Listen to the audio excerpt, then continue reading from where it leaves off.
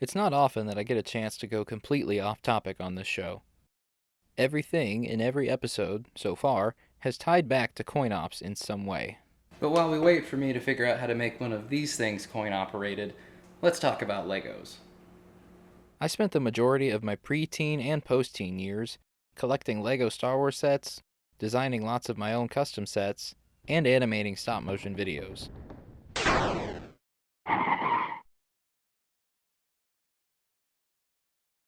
And as you might have guessed, a lot of those custom Lego sets were based on coin ops. So when Lego announced their own professionally designed Lego Gumball machine, I was immediately cautiously optimistic, so I had to do some research. Judging by the few times I've looked into Lego over the years, it seems to me that they've slowly become less and less interesting to children and engineers, and more interesting to dumb adult collectors. They've been aggressively licensing every conceivable IP, willingly associating themselves with the likes of Minions, The Office, and even anime. They've also been shoving in virtue signaling and gender equality nonsense into what was once an apolitical building toy. On top of all that, a lot of modern sets are decidedly un-Lego in design, being largely dependent on pre-molded or pre-printed details that could have been brick-built, removing a lot of the creative engineering aspects from the design. And after all that, the nicer sets carry an astronomical price tag that no child could ever expect a parent to pay for. Which begs the question, who is this crap for? Probably the same weird people who think Funko Pops are a personality trait. But after doing that research, I can safely say that the more pertinent of these issues don't affect this set. It's not based on some cringy IP, it's not blind, mentally handicapped, or female, and every detail is something that you get to build yourself through a creative use of rudimentary pieces, and the end result is absolutely the kind of thing I'd want to see out of a properly engineered Lego Gumball machine.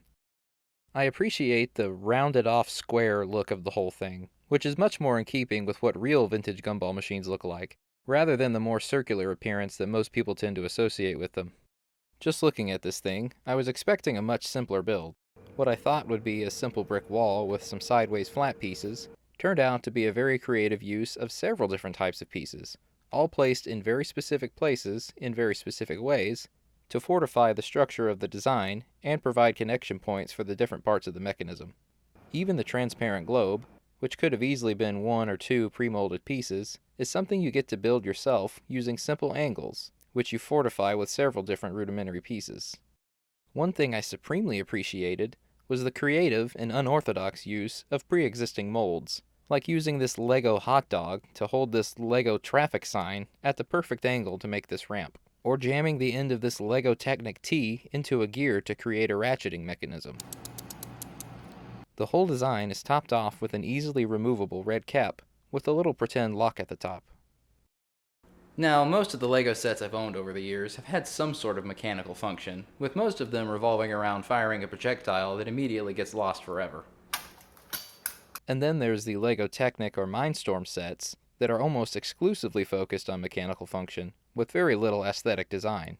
But never before have I had a Lego set that sort of combines those two. This isn't just a display piece that resembles a gumball machine. It's a properly coin-operated device built out of simple Lego pieces.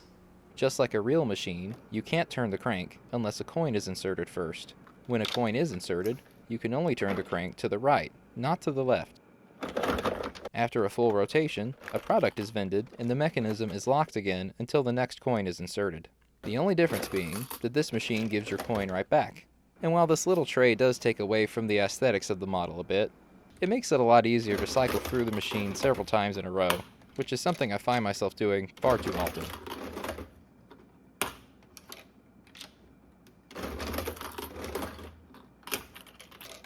The way this mechanism works is nearly one-to-one with how the real thing works. In a previous episode I said, here's how it works. This wheel at the bottom of the globe rotates whenever the crank is turned. When this happens, that pushes whatever product is caught in those openings towards the product delivery chute. If you turn the crank without a coin inserted, there's a spring-loaded latch here that will fall into a groove and stop the crank from turning.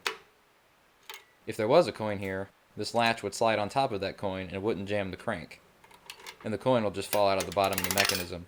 And that's almost exactly how the Lego model works. You assemble this little wheel with an opening in it for the coin. the wheel gets locked in place by a little flap, squished against a Lego rubber piece. When you push in a coin, it pushes this flap back enough to allow the wheel to turn under it. This turning is ratcheted by the Technic T I mentioned earlier, and the whole thing flips 90 degrees to rotate this platter with a single opening in it. The platter catches a capsule in the opening, moves it under the guard ramp, and then down the delivery ramp. After which, the mechanism drops your coin, and that opening gets locked by the flap again. Considering that this whole thing is made from lots of tiny plastic pieces, I'm very impressed with how well it functions. If it's not clear, I think this thing is really neat, and it's exactly what I'd want out of a Lego Gumball machine. However, I cannot recommend that you get one of these for yourself, and let me explain why. For some stupid reason, this machine includes a whopping 16 minifigures, and while I really like the classic spacemen, and the minifig based on the fan designer is neat, the number of figures seems unnecessarily inflated by the gender equality duplicates of each figure.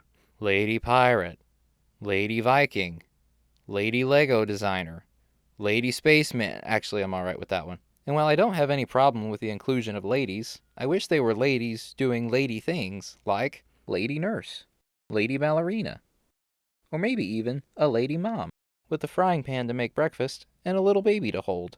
And you could pair that with a Lego Dad, with a wrench to fix things in the garage, and a pistol to defend his household from communists. I really wish this set had included 4 or maybe even just 1 minifigure, and filled the rest of those capsules with little brick-built trinkets, like the kinds of things you'd actually expect to get from a Gumball machine.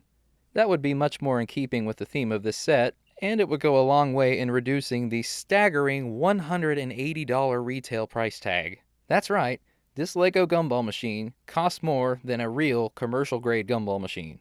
If you consider that each of these figures adds, let's say, $5 a piece to the cost, that's almost half of the price of this set spent on minifigures that are borderline unrelated to it. I can't help but think that this was done to open this otherwise niche set up to the absolutely unreasonable minifigure collector's market. I'm sure that there are going to be people who will buy this entire set just for those exclusive colors of the spacemen, and then turn around and sell the rest of it on eBay and probably turn a profit in the process. Heck, most of my figures went to eBay after I put this thing together, and I just filled the empty capsules with my own minifigures. That said, rather obviously, none of these issues bothered me enough to keep me from buying this thing, and I think the Gumball machine itself is one of the more interesting things that I own. It's just annoying that someone reasonable, like me, has to deal with the completely unreasonable Lego minifigure collectors in order to get a hold of something that's borderline unrelated to Lego minifigures. And if you've made it this far into a video about a borderline elderly man complaining about Legos, thanks for wasting some of your limited time on Earth watching this, and it'll probably be 6 to 8 months before another video comes out, so bye. I don't know what else to say.